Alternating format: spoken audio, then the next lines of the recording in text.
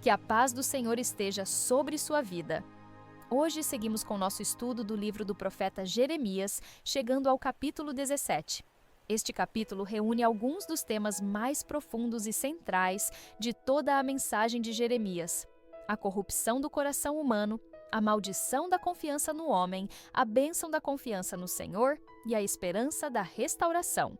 O texto começa descrevendo a gravidade do pecado de Judá, gravado com ponta de diamante no coração e nos altares, mostrando que a idolatria não era apenas externa, mas profundamente enraizada na alma do povo. Jeremias, então, contrasta dois caminhos: aquele que confia no homem e se aparta do Senhor, tornando-se como uma árvore seca no deserto, e aquele que confia no Senhor, comparado a uma árvore plantada junto às águas, cujas raízes se estendem e cujos frutos permanecem, mesmo em tempos de sequidão. Essa imagem poderosa nos ensina que a verdadeira vida e estabilidade vem apenas da confiança em Deus e não das estruturas humanas ou da força própria.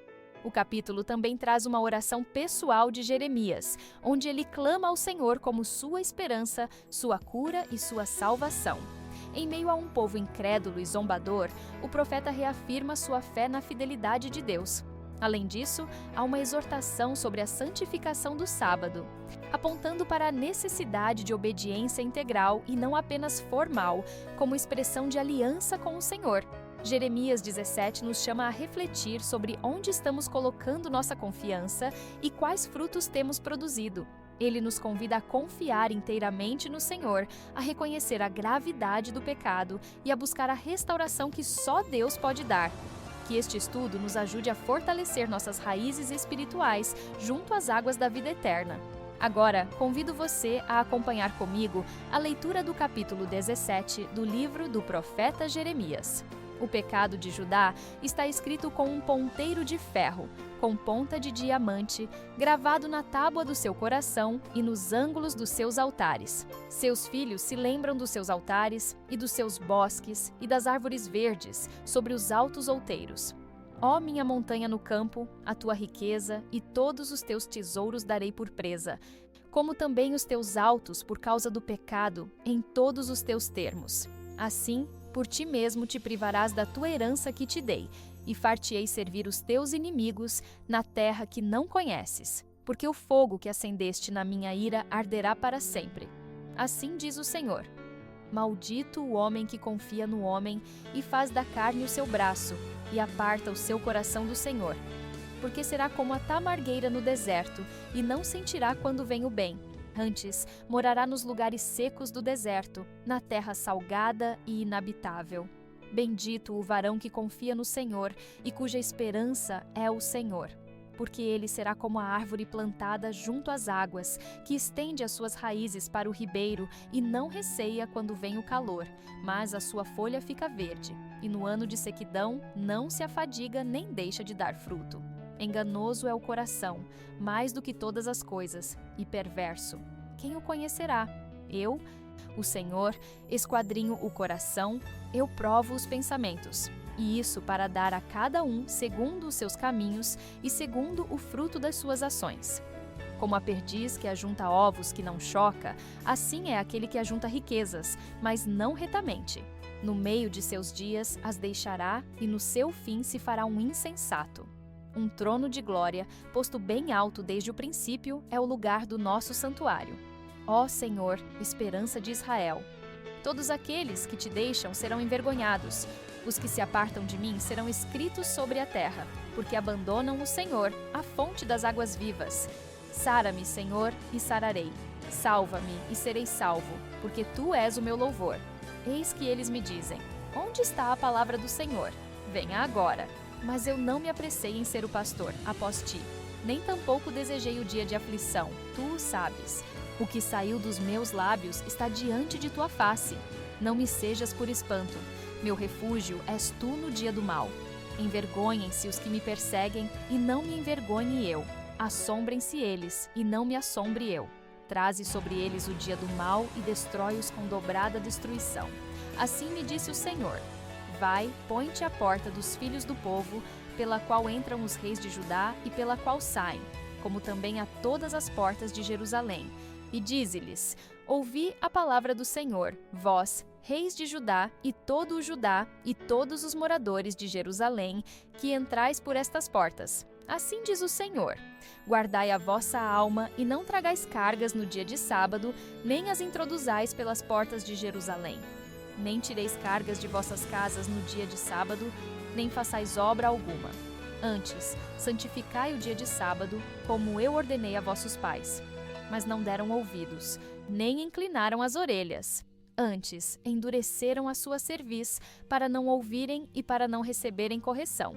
Será, pois, que se diligentemente me ouvirdes, diz o Senhor, não introduzindo cargas pelas portas desta cidade no dia de sábado, e santificardes o dia de sábado, não fazendo nele obra alguma. Então entrarão pelas portas desta cidade reis e príncipes, assentados sobre o trono de Davi, andando em carros e montados em cavalos, eles e seus príncipes, os homens de Judá e os moradores de Jerusalém. E esta cidade será para sempre habitada. E virão das cidades de Judá, e dos contornos de Jerusalém, e da terra de Benjamim, e das planícies, e das montanhas, e do sul, trazendo holocaustos, e sacrifícios, e ofertas de manjares, e incenso, trazendo igualmente sacrifícios de louvores à casa do Senhor. Mas, se não me derdes ouvidos, para santificardes o dia de sábado, e para não trazer descarga alguma, quando entrardes pelas portas de Jerusalém no dia de sábado, então acenderei fogo nas suas portas, o qual consumirá os palácios de Jerusalém e não se apagará. O capítulo se inicia com uma descrição solene e contundente. O pecado de Judá está escrito com pena de ferro e com ponta de diamante. Gravado está na tábua do seu coração e nos chifres dos vossos altares. A imagem é poderosa. O pecado não é algo superficial, mas profundamente arraigado, gravado na própria essência do ser do povo. O uso de instrumentos tão duros quanto o ferro e o diamante indica que a idolatria e a rebelião de Judá não eram passageiros, mas permanentes e resistentes à correção. Não era apenas um comportamento exterior, o afastamento de Deus estava impresso no coração. Essa corrupção profunda se refletia também nos altares idólatras, onde o povo prestava culto falso. O culto verdadeiro ao Senhor havia sido substituído por práticas pagãs, e essa profanação estava tão enraizada que até mesmo as gerações futuras, filhos e netos, herdariam essa perversão espiritual.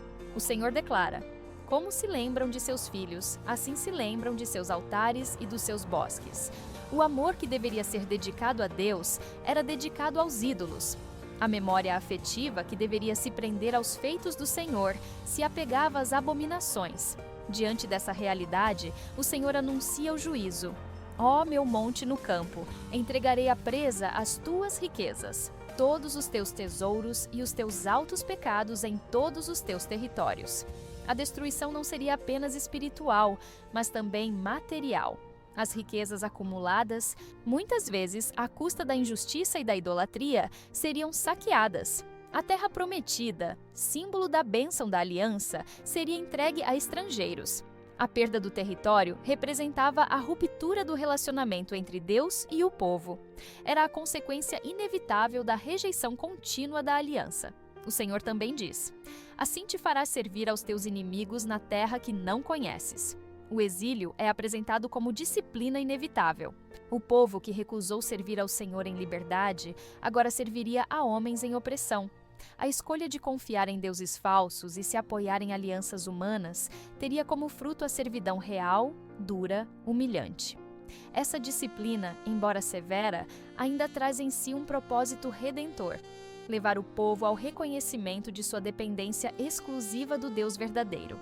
A linguagem desse início de capítulo é dura, mas absolutamente justa. Ela expõe a raiz do problema humano, o coração endurecido pelo pecado, e nos prepara para a grande lição que virá a seguir sobre a diferença entre confiar no homem e confiar no Senhor.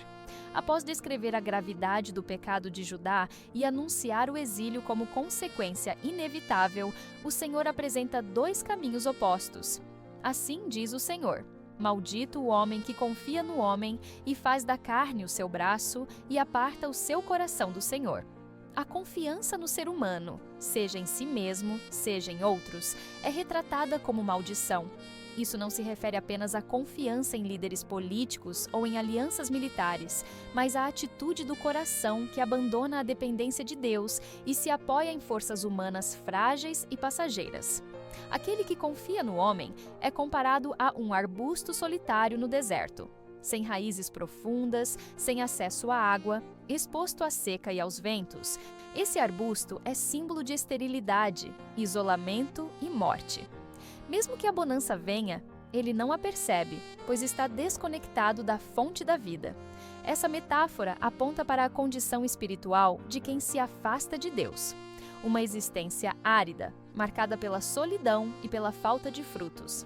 Não importa quantos recursos ou conexões humanas alguém tenha, sem Deus, a alma permanece deserta. Em contraste, o Senhor declara: Bendito o homem que confia no Senhor e cuja confiança é o Senhor. Aqui encontramos a verdadeira fonte de vida. Não basta confiar em Deus como uma entre várias opções. O Senhor deve ser a própria confiança, o fundamento total da nossa esperança.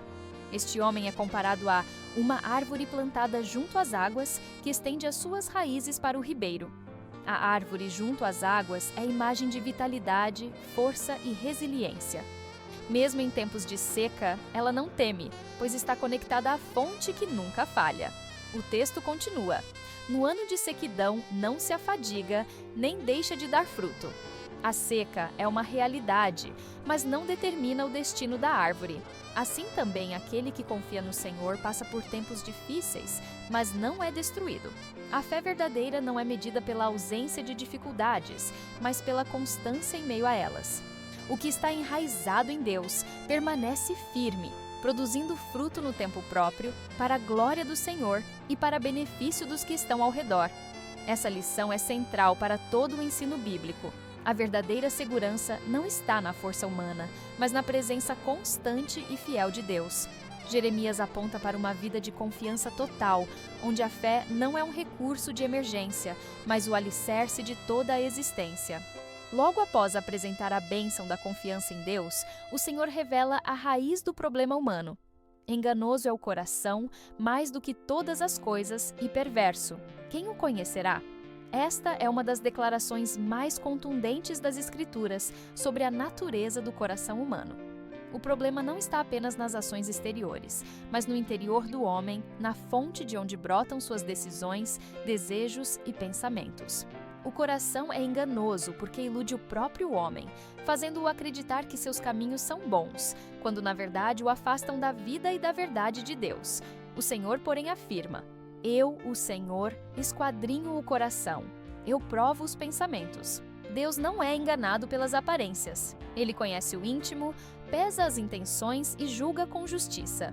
Não há como ocultar diante dele os reais motivos do que fazemos. O juízo do Senhor é justo porque é perfeito. Ele vê o que ninguém mais pode ver. Por isso, a confiança em si mesmo ou no próximo é vã. Apenas aquele que confia plenamente no Senhor pode ter um coração renovado e viver em retidão. O texto prossegue com a reafirmação da justiça de Deus. Dou a cada um segundo o seu caminho e segundo o fruto das suas ações. A responsabilidade pessoal é destacada. Cada indivíduo colhe aquilo que semeia. Deus não age de maneira arbitrária. Sua justiça retribui conforme o caráter das obras. Essa verdade é tanto um alerta quanto um consolo. Alerta para quem anda nos caminhos da desobediência e consolo para os que, mesmo em meio às lutas, permanecem fiéis. Jeremias então registra uma palavra sobre a vaidade da riqueza injusta. Como a perdiz que choca ovos que não pôs, assim é aquele que ajunta riquezas, mas não retamente. No meio de seus dias as deixará, e no seu fim se fará tolo. A metáfora é forte. A riqueza adquirida de forma ilícita ou egoísta não permanece. Ela é como filhotes estranhos, que rejeitam o que deveria ser natural. A prosperidade sem justiça é vazia e fugaz. No tempo determinado, ela se volta contra o próprio homem, expondo sua tolice. O verdadeiro tesouro, ao contrário, é o Senhor. Um trono de glória, excelso desde o princípio, é o lugar do nosso santuário. Deus é a verdadeira fonte de segurança, de honra e de paz. A glória que os homens buscam nas riquezas e no poder terreno é passageira, mas a glória do Senhor é eterna. Aqueles que o buscam encontram um santuário seguro, onde suas almas podem descansar confiantes, mesmo em meio às tribulações deste mundo. A continuidade do capítulo revela uma oração pessoal de Jeremias, onde ele clama: Ó Senhor, esperança de Israel, todos aqueles que te deixam serão envergonhados. O profeta reconhece que abandonar o Senhor é escolher a vergonha e a ruína. A esperança verdadeira de Israel não está em alianças políticas, nem em riquezas, nem em forças humanas, mas no próprio Deus. Aqueles que o abandonam inevitavelmente se frustram, pois constroem sua segurança sobre areia movediça. Jeremias reafirma que confiar no Senhor é a única certeza de estabilidade e salvação. Ele acrescenta: Os que se apartam de mim serão escritos sobre a terra. A imagem aqui é poderosa. O nome escrito na terra, e não no céu, indica algo transitório, passageiro, destinado a ser apagado. Aqueles que se afastam do Senhor perdem o direito à vida eterna e deixam apenas marcas que o tempo rapidamente apaga. Em contraste, os que permanecem fiéis têm seus nomes lembrados e honrados diante de Deus. A diferença entre a eternidade e a transitoriedade depende de onde se coloca a confiança, no Senhor ou em si mesmo. O clamor de Jeremias continua com uma súplica pessoal: Cura-me, Senhor, e sararei. Salva-me e serei salvo, porque Tu és o meu louvor. Esta oração revela a humildade e a fé do profeta. Ele sabe que a cura e a salvação não vêm de sua força, mas são dons da graça divina. Ele não pede apenas alívio, mas transformação. Jeremias entende que somente Deus pode restaurar a alma ferida e trazer verdadeira redenção. Sua fé não está em circunstâncias, mas na bondade e no poder do Deus que serve. Em meio à sua oração, Jeremias relata a zombaria que enfrenta. Eis que eles me dizem: Onde está a palavra do Senhor? Venha agora. Seus contemporâneos, endurecidos em sua incredulidade, escarnecem da mensagem profética. Duvidam do juízo anunciado e desafiam a veracidade da palavra de Deus. Essa zombaria é reflexo de corações endurecidos que desprezam a misericórdia e brincam com a paciência divina. Jeremias, porém, não se abala. Ele apresenta sua integridade diante do Senhor. Não fui eu que me apressei de ser pastor após ti, nem desejei o dia da calamidade. A sinceridade de Jeremias é comovente. Ele não buscou a posição de profeta para sua glória pessoal, nem desejou o juízo sobre o povo. Seu chamado foi resposta à voz de Deus, e sua fidelidade é marcada pela obediência, mesmo em meio à oposição. Jeremias nos ensina que o verdadeiro servo não busca aplauso, mas permanece fiel à palavra, confiando que Deus é seu defensor e galardoador. O profeta encerra sua súplica reafirmando sua dependência do Senhor. Seja tu a minha esperança no dia do mal. Jeremias reconhece que, independentemente da zombaria dos homens ou da aproximação do juízo, somente Deus é seu refúgio seguro. Ele não busca força em si mesmo, nem apoio nas estruturas humanas. Sua confiança está firmemente ancorada na fidelidade de Deus. Em tempos de calamidade, o Senhor é aquele que sustenta, guarda e salva os que nele confiam. Ele também clama: envergonhem-se os que me perseguem, mas não me envergonhe eu. O pedido não é movido por desejo de vingança, mas por zelo pela justiça de Deus. Jeremias pede que a verdade triunfe, que a infidelidade dos seus opositores seja exposta e que ele, como fiel mensageiro do Senhor, não seja envergonhado. A honra que Jeremias busca não é pessoal, mas relacionada à fidelidade à missão que Deus lhe confiou. Sua preocupação é que o nome do Senhor seja vindicado entre o povo. Em seguida, Deus renova a advertência ao povo, agora focalizando a importância do sábado. Assim me disse o Senhor: guarda a tua alma e não tragas cargas no dia de sábado. O sábado era um sinal da aliança entre Deus e Israel, um lembrete semanal da criação e da redenção. Negligenciar o sábado não era apenas uma falha cerimonial, mas um símbolo da rebeldia geral do povo. Desrespeitar o dia de descanso significava desprezar a ordem de Deus e ignorar a necessidade de dependência dele para provisão e sustentação. O Senhor apresenta então uma escolha clara. Se o povo ouvir e guardar o sábado, então reis e príncipes entrarão triunfantemente pelas portas de Jerusalém. Haverá prosperidade, continuidade e alegria. Mas se não derem ouvidos, o castigo será inevitável. Então acenderei fogo nas suas portas, o qual consumirá os palácios de Jerusalém e não se apagará. O mesmo Deus que oferece bênção é justo em aplicar o juízo. A misericórdia está sempre à frente, chamando ao arrependimento, mas a justiça permanece para os que persistem em desobedecer. Jeremias 17 encerra com a mesma tensão que permeia todo o livro. A escolha entre a vida e a morte, a bênção e a maldição, a confiança no Senhor ou a confiança no homem. O convite é claro: voltar-se para Deus, confiar plenamente nele, guardar seus mandamentos e viver. Mesmo em meio ao juízo iminente, a porta da graça ainda está aberta para aqueles que ouvirem e se arrependerem. Agora, convido você para uma breve oração. Senhor meu Deus e Pai, te agradecemos pela Tua palavra que hoje mais uma vez nos alertou e nos ensinou. Vimos que o coração humano é enganoso e que só em Ti encontramos segurança verdadeira. Aprendemos que confiar no homem nos conduz à sequidão espiritual, mas confiar no Senhor é ser como árvore plantada junto às águas, sempre frutífera. Pedimos que sondes o nosso coração, que nos cures das nossas inclinações erradas e nos firmes na Tua verdade. Que sejamos encontrados fiéis, guardando a Tua palavra e vivendo de acordo com a Tua vontade, mesmo em tempos de sequidão e de prova. Em nome de Jesus Cristo, nosso Senhor e Salvador, oramos e agradecemos. Amém. Agradecemos pela sua presença aqui neste canal de estudo, onde vimos o capítulo 17 de Jeremias. Prepare-se para nosso próximo estudo, que será o capítulo 18. Se esta mensagem tocou o seu coração, compartilhe-a com aqueles que precisam ouvir sobre o amor, a justiça e a soberania de Deus. Cada compartilhamento é uma semente lançada em solo fértil e o Senhor, em sua infinita graça, abençoa aqueles que dedicam suas vidas a espalhar a verdade de sua palavra. Junte-se a nós nesta missão de alcançar mais vidas com a mensagem do Evangelho.